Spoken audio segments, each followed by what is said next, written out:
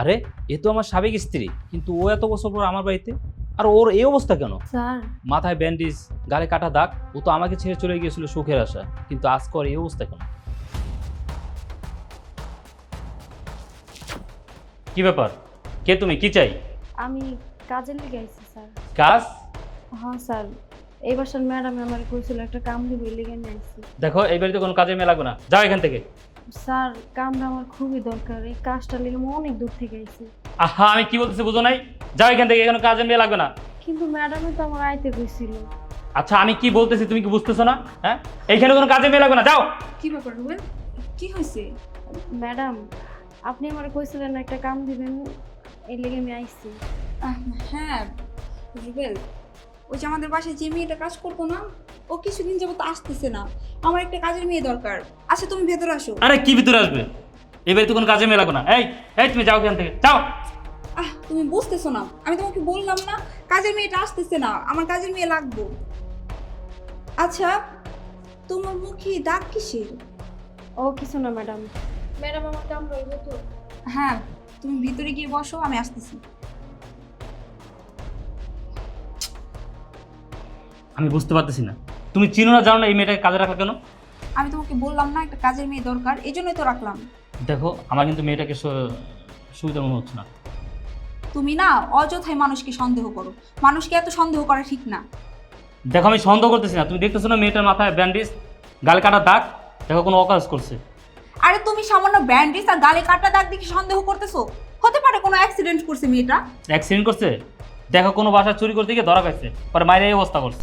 আহ, তুমি না বেশি কথা বলো, এত সন্দেহ করার দরকার নাই। আমি মানুষ চিনি। আচ্ছা তুমি দিনের বেলায় মাস্ক পরে ঘুরতেছো কেন ঘরের মধ্যে? এমনিতেই পড়ছি। তুমি যাই বলো, এই মেয়েটাই কিন্তু বাসায় কাজে রাখতে পারবো না, বলে দিলাম। কবে দেখবা চুরি টুরি করে বাবার বাসাতে পলাইবো। এই যাও তো যাও, তুমি ভিতরে যাও, বেশি কথা বলো তুমি। ম্যাডাম, কি কাম করবো এটা তো কইলেন না। কি কাজ আর করবা?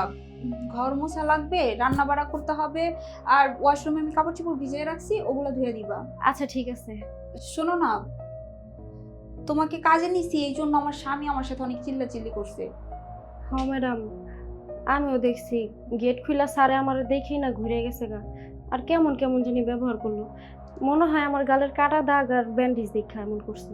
হ্যাঁ, তুমি তো বললা না তোমার গালে কাটা দাগ আর মাথায় ব্যান্ডেজ কিসের জন্য? ম্যাডাম, সবই আমার কপাল। কেন, কি হয়েছে? কি আর কমু ম্যাডাম, আসলে আমার জামাই আমার মায়ের এমন করছে। তোমার জামাই তোমাকে মেরে এই অবস্থা করছে? ওটা কি তোমার জামাই নাকি অমানুষ? ম্যাডাম, ও একটা সীমার, ও সবই পারে, ওর মনে কোনো মায়া দেওয়া নেই ম্যাডাম। আচ্ছা, তোমার হাজবেন্ড তোমাকে এইভাবে মারে, তারপরে তুমি তোমার হাজবেন্ডের কাছে কেন রইছো? তুমি চলে যেতে পারো না? কই যাবো ম্যাডাম, আমার তো যাওয়ার কোনো জায়গা নেই। কেন, তুমি তোমার মা বাবার কাছে যাবা। বাবা মা তো আছে, কিন্তু বাবা মার কাছে যাওয়ার মতো তো মুখ নাই। কোন মুখ নিয়ে যাবো হ্যাঁ সামনে? কেন? আসলে ম্যাডাম, এটা আমার দ্বিতীয় জামাই। আমার বাপ মায় আমারে বিয়া দিছিল। আমার আগের জামাইটা মেলা ভালো আছিল ম্যাডাম, খালি ইনকাম কম আছিল তো, এই কারণে আমার জামাইরে আর আমার একটা ছেলে আছে ম্যাডাম, ওরে আমি রাইখা এই বেটার লগে আয়া পড়ছি লোভে পইরা। এই বেটায় বিয়ার আগে আমার অনেক স্বপ্ন দেখাইছে, অনেক লোভ দেখাইছে, লোভে পইরা আমি আইছি। তারপরে ম্যাডাম আয়া দেখি এই বেটা একটা নেশা করে। আগের জামাইয়ের ঘরে কত ভালো আছিলাম ম্যাডাম, আর ওখানে মানুষের বাসায় কাম করি, মানুষের বাসায় কাম করে এই বেটারে নেশার টাকা দিতে হয়। যেদিন ম্যাডাম টাকা দিতে না পারি, ওই দিন এরকম মারধর করে। কি, তোমার স্বামী কম টাকা ইনকাম করে দেখে তুমি তোমার স্বামীরে আর তোমার সন্তানকে ফেলে রেখে চলে আসছো? হ ম্যাডাম, এই জীবনে একটা ভুলই করলাম, আর এই ভুলের মাসুলি এখন পর্যন্ত দিতেছি। আচ্ছা, এখন কি তুমি ভালো আছো? ভালো? আমি আবার ভালো থাকুম কেমনি ম্যাডাম কোন? আমার তো কপালই ভালো না, নাহলে আগের জামাইটা কত ভালো আছিল, কম ইনকাম করলো, অনেক ভালোবাসতো, কামাই করে আইনা দিত, রান্ধতাম বাড়তাম খাইতাম, কত সুখ আছিল। কিন্তু সুখ আমার কপালে সহ্য নেই, লোভে পইরা এবারের কাছে আয়া বসছি, ছোট্ট পোলাটারে ফালা রেখাইছি ম্যাডাম। অহনে কপালে এত দুর্গতি, মানুষের বাসায় কামও করি, বেড়ারে নেশা পানি করার লিগে টাকাও দিই, আবার মাইরও খাই। আচ্ছা ম্যাডাম, আমি গিয়ে কাম করি, কখন আমার দুঃখের কথাগুলো আর শেষ হইব না দিনে দিতে ম্যাডাম।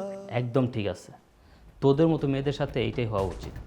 একটা সময় আমার টাকা পয়সা বাড়ি গিয়ে কিচ্ছু ছিল না, আমার কম ইনকাম ছিল, আমি তোর চা পাওয়াগুলো পূরণ করতে পারতাম না, আমি তোর চাহিদাগুলো পূরণ করতে পারতাম না। কিন্তু আমি তোকে বলেছিলাম আল্লাহ চাইলে একদিন আমাদের অবস্থান ঘুরবে, কিন্তু তুই আমার কথা শুনোস না।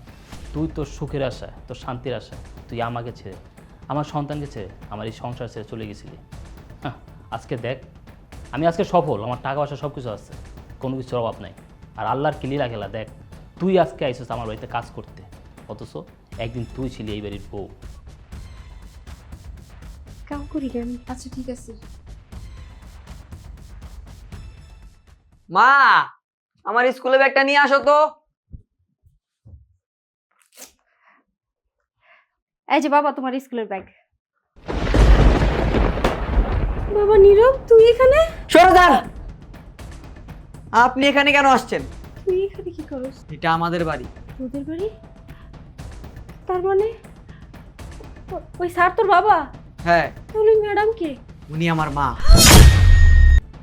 তোর বাবা আবার বিয়ে করছে? হ্যাঁ, আমার বাবা আবার বিয়ে করেছে। আপনি যদি আমার বাবাকে রেখে আরেকটা বিয়ে করতে পারেন, তাহলে আমার বাবা কেন পারবে না? আমার বাবাকে আমি বিয়ে করাইছি। এখন আমি বুঝতে পারছি তোর বাবা ওই দিন আমাকে দেখে কেন মুখ লুকাইছিল। মুখ লুকাবে না তো কি করবে? আপনার লজ্জা শরম না থাকতে পারে, কিন্তু আমার বাবার মান সম্মান আছে, তাই আপনার মতো নারীর মুখ আমার বাবা দেখতে চায় না। কি ব্যাপার, আপনি না আমার বাবাকে ছেড়ে আরেকজনের কাছে চলে গিয়েছিলেন সুখের আশায়, এখন আবার আমাদের বাড়িতে কাজ করতে আসছেন? আর আপনার খুমা খামির অবস্থা কেন? কেডা বসকাই দিছি? আমি সুখে নাই রে বাবা। আমি যে সুখের আশা তোর বাবাকে ছেড়ে গেছিলাম, তোকে ছেড়ে গেছিলাম, ওই সুখ আমার হয় না। তোর বাবাকে ছাইরা আমি অনেক বড় ভুল করছি। তোর বাবাকে ছেড়ে যার কাছে গেছি ও তো একটা অমানুষ, ও আমাকে মাইরা এরকম করছে। অথচ তোর বাবার কাছে থাকতে তোর বাবা আমাকে একটা ফুলের টোকাও লাগতে দেয় না কখনো। আমি না সুখে নাই রে বাবা। একদম ঠিক হয়েছে, আপনাদের মতো নারীদের সাথে এটাই হওয়া উচিত।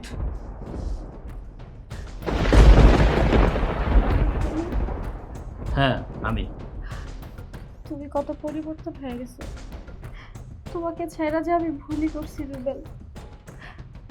একসময় তোমার কিছুই ছিল না, আর এখন তোমার টাকা পয়সা বাড়ি গাড়ি সব কিছু হইছে, কিন্তু আমাকে দেখো, আমি যে সুখের আশা তোমাকে ছেড়ে গেছিলাম ওই সুখ আমার হয় নাই। আমি একটা বদমাইশ লোককে বিয়ে করছি, ও আমাকে কথায় কথায় মারধর করে, নেশাবানি করে, বাসা বাড়িতে কাজ করে ওই নেশার টাকা আমাকে দিতে হয়। হ্যাঁ, এইটাই তো হওয়া উচিত ছিল। একটা কথা আছে না, সুখে থাকলে ভূতে গিলায়, তোমার অবস্থা হচ্ছে ওই রকম। হ্যাঁ, একটা সময় টাকা পয়সা বাইরে গিয়ে কিচ্ছু ছিল না, আমার ইনকাম কম ছিল, আমি তোমার চাহিদাগুলো পূরণ করতে পারতাম না, তোমার সকালাতগুলো পূরণ করতে পারতাম না, কিন্তু আমি চেষ্টা তো কম করতাম না, আমি তোমাকে ভালো কম বাঁচতাম না, আমি আমার সামর্থ্য অনুযায়ী চেষ্টা করতাম তোমাকে খুশি রাখার জন্য। আমি তোকে বলেছিলাম আল্লাহ চাইলে একদিন আমাদের দিন ঘুরবে, কিন্তু তুমি আমার কোনো কথা শোনো নাই। তুমি তোমার সুখের আশায়, নিজের শান্তির আশায় একটা ছেলের হাত ধরে আমার সন্তান রে, আমার সংসার ছেড়া চলে গেছো। আজকে দেখো, আজকে আমাকে দেখো, আমার পজিশনটা দেখো, আমার টাকা পয়সা বাড়ি গিয়ে সব কিছু আছে, কোনো কিছুর অভাব নাই। আর তুমি দেখো, তুমি আজকে আমার বাড়িতে আসছো কাজ করার জন্য, কাজের বুয়া হয়ে। রুবেল, আমি ওই সময় বুঝতে পারি নাই, লোভে পড়া তোমাদেরকে ছেড়ে চলে গেছিলাম। আমি এখন হারে হারে বুঝতে পারতেছি ওই সময় আমি কত বড় ভুল করছি। তুমি আমাকে মাফ করে দিও রুবেল, তোমাকে ছেড়ে গিয়ে আমি পাপই করছি। তুমি যে পাপ কাজ করছো, এই পাপের শাস্তি অলরেডি আল্লাহ তোমাকে দিয়ে দিচ্ছে। বাবা, তুমি ওনার সাথে কথা বলে কেন সময় নষ্ট করছো? আমি চাই তুমি ওনাকে বাসা থেকে বের করে দাও। হ্যাঁ দেখো, আমি বিয়ে করছি, আমার বউ আছে, আমার সুখের সংসার সুখে আছি, শান্তিতে আছি। আমি চাই না তুমি আমার এই বাড়িতে থাকো, কারণ তুমি থাকলে আমার সংসারে অশান্তি লাগবে। আমি চাই না তোমার জন্য আমার এই সংসারে অশান্তি লাগুক। চলে যাও বাসা থেকে। না রুবেল, রুবেল আমি কাউকে কিচ্ছু বলবো না, আমি কাউকে জানতে দিব না। নীরব আমার ছেলে, আমি তোমার আগের বউ, আমি কাউকে কিচ্ছু বলবো না। কিন্তু তুমি দয়া করে এই চাকরিটা থেকে আমাকে বের করে দিও না রুবেল। এই কাজটা খুবই দরকার আমার। এই কাজের টাকা দিয়ে আমার সংসার চলে। আমার স্বামীর হাতে টাকা তুলে দিতে না পারলেও আমাকে মারধর করবে রুবেল। তুমি আমাকে বের করে দিও না প্লিজ। দেখো, আমি তোমাকে বললাম না আমি সুখে আছি, শান্তিতে আছি। তুমি এইখানে থাকলে আমার সুখের সংসারে আগুন জ্বলবে। আমি চাই না তো তোমার জন্য আমার এই সুখের সংসারে আগুন জ্বলুক। তুমি প্লিজ বাসা থেকে বের হয়ে যাও। আমি তোমার সাথে কোনো কথা বলতেছি না, তোমার এই মুখটা আমি দেখতেছি না। বের হও।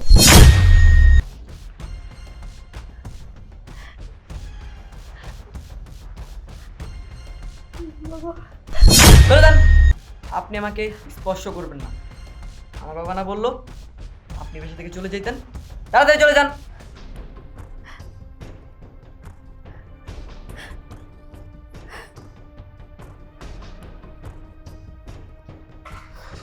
তুমি ঠিক কাজ করেছো বাবা, এরকম মহিলাদের বাসায় কোনো জায়গা হওয়া উচিত না।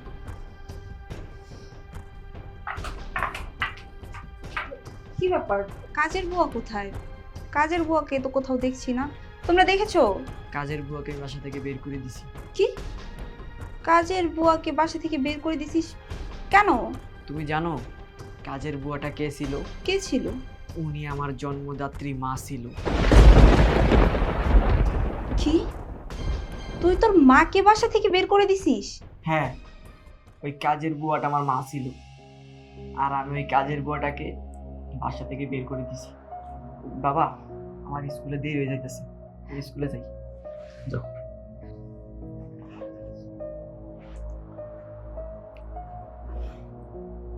রুবেল, উনি তো তোমার আগের স্ত্রী ছিল। তুমি তার এমন অবস্থা দেখেও তোমার আগের বউয়ের বাসা থেকে বের করে দিলা? হ্যাঁ, বের করে দিছি। আর আমি যেটা করছি একদম ঠিক কাজ করছি। দেখো, আমরা সুখে আছি, শান্তিতে আছি। আমি চাই না ও আমার এই সুখের সংসারে থাকুক, আমার এই সুখের সংসারে থেকে অশান্তি করুক। তাই বাসা থেকে বের করে দিচ্ছি। হ্যাঁ, ওকেও আমি ভালোবাসতাম, কিন্তু ওর অনেক চাহিদা ছিল। সারাক্ষণ শুধু টাকা টাকা টাকা। আমি ওর চাহিদাগুলো পূরণ করতে পারতাম না। আমি ওর সামর্থ্য অনুযায়ী চেষ্টা করতাম, কিন্তু তারপরও ও আমাকে, আমার সন্তানকে, আমার সংসার ছেড়ে চলে গেছে। দেখো, আমি ওকে বিয়ে করে সুখে ছিলাম না, আমি তোমাকে বিয়ে করে সুখে আছি, শান্তিতে আছি। আমি চাই না আমাদের এই সুখের সংসারে ও থাইকে অশান্তি করুক।